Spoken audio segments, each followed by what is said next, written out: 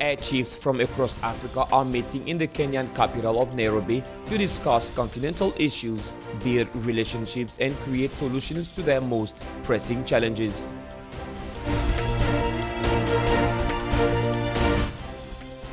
With a coastline stretching more than 2,800 kilometers, South Africa, the rainbow country, is one of many that have to keep a close eye on all sorts of water users.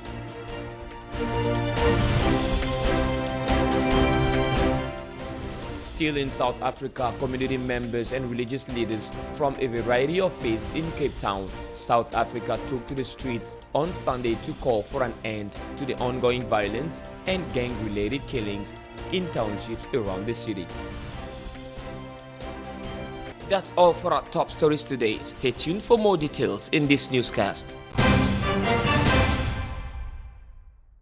China has recently agreed to extend its support and strengthen cooperation in the medical field in the Republic of Guinea. One of the current projects involved the setting up of a traumatology block at the Sino Guinean Friendship Hospital in the capital city of Conakry to provide patients with surgical critical care and emergency surgery services.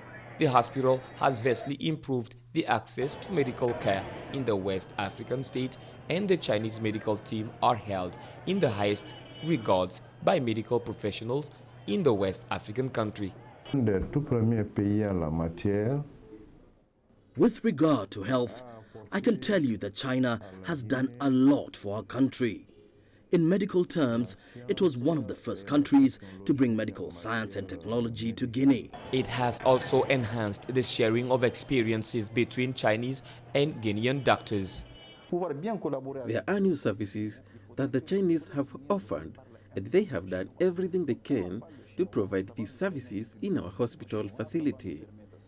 They know that working together requires good communication between us. Many locals have also expressed their gratitude towards the hospital, which they regard as a beacon of hope to the local community. It was my mother who had a stroke. Doctors have been taking good care of us since we came here. They come in the morning and evening to check on her condition. I can say that I am satisfied with what they are doing for my mother and that I am seeing an improvement. China was one of the first countries to send a medical team to the Republic of Guinea after it was granted its recognition at the United Nations level in 1958. As the cooperation between the two countries keeps growing, so does the social and economic diversification of the people. The 9th Annual African Air Chiefs Symposium, the first of its kind hosted in Kenya, is scheduled for August 26th to 28th. The meeting acknowledged the changing nature of warfare on the African continent, calling for a collective effort to identify policies and to tackle institutional challenges that confront African air forces.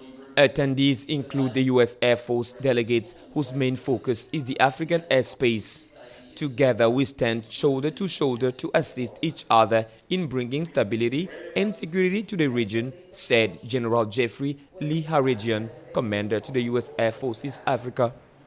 With numerous violent extremist organizations infiltrating the continent, Africa relies on these chiefs representing the air domain to provide the hard force to any intentions to destabilize the sovereignty of the African continent.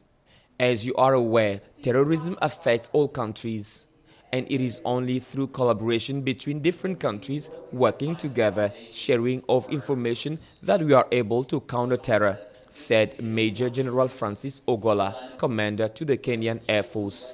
One of the major concerns raised by delegates is the question of unmanned aerial vehicles. According to them, the use of these vehicles is not regulated in many cases, thus posing fundamental security threats on the African continent. We asked for them to be withdrawn because certain aspects had not been addressed that has been addressed. And within the next few weeks, we'll have regulations in place. As it is right now, flying of unmanned aerial vehicles, unless it is for security reasons, is prohibited, said Ogola. As part of strengthening military cooperation, the meeting has brought together Air Force chiefs to foster more effective military relations in Africa. Rip current drownings are sadly a common occurrence, especially where there are no lifeguards on duty. But the country's National Sea Rescue Institute has come up with a novel way of trying to save lives. They call it Pink Rescue Buoy, and it is stationed where beach users are most active. It is meant to be highly visible in the surf zone and hold weight of at least 3 people afloat. Been used in 43 successful rescues, which we're extremely proud of. It's an amazing thing that a simple piece of plastic and the how to call for help and so on that is printed on the graphics on the signboard has helped to save 43 people. Today, there are 435 pink rescue buoys stationed around the country where water users are most active. It is also meant to be tossed at someone in the water if they are in need of help. For some beach users, the device has already proven indispensable. In fact, started with pool noodles, you won't believe it. But that evolved very quickly into the Pink Rescue Buoy project. So that was the kind of brief evolution. Pink is obviously a very emotive color. It has a very positive kind of image in society, and I mean, practically it's a very visible color. So it's just fitted the project fantastically. Proudly South African, the success of the Pink Rescue Buoy project lies down not only in the commitment of the National Sea Rescue Institute to keep people safe, but also with a private donation with help, which help pay for the devices to be made. The Pink Rescue Buoys have been such a successful innovation that even other countries are testing it as an alternative life-saving device to be installed along their coastlines. I think it'll go very quickly into a lot of countries. I mean, Australia, one of them, but you know, it's been recognized by the IMRF and other organizations around the world, and I think that'll help distribute the kind of awareness. And hopefully, you know, with Hawaii's very similar project, this will become universal everywhere in the world and be adopted in many, many life-saving services and countries. For now, the rescue device is within reach on beaches, harbors, and entrances as an important security measure that no beach user should overlook. The street demonstration came after a 7-year-old girl was shot and killed recently, which saw the army deployed onto the street to prevent crime and maintain order. The demonstrators are calling for safer and more peaceful communities. The purpose of this event is to tell the world that communities of the Cape Flats from all of these different areas have decided that we have come together to take initiatives into our own hands, to say to the world that we have had enough of crime and violence and of destruction. The religious leaders are urging gangsters to stop the killings and are also calling on the local government and the South African Police Service to sit down with chosen community leaders to try and find a way to stop the carnage.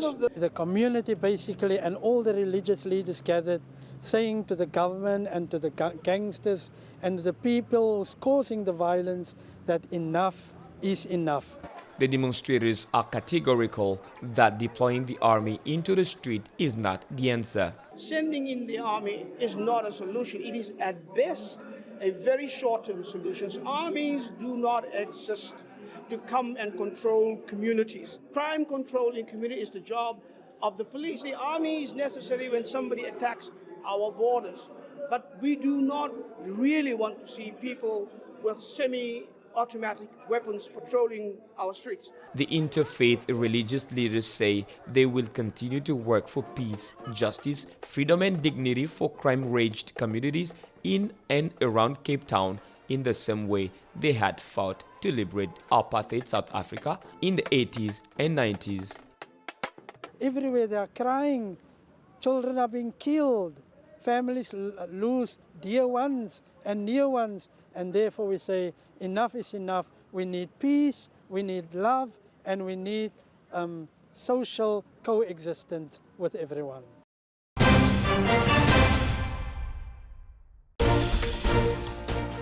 Air chiefs from across Africa are meeting in the Kenyan capital of Nairobi to discuss continental issues, build relationships, and create solutions to their most pressing challenges.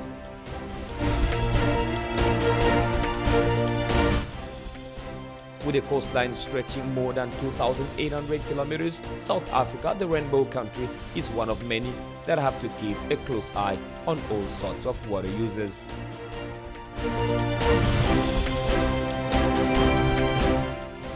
Still in South Africa, community members and religious leaders from a variety of faiths in Cape Town, South Africa, took to the streets on Sunday to call for an end to the ongoing violence and gang-related killings in townships around the city. That's the end of our newscast of the day, but keep watching Gabon 24 for further news.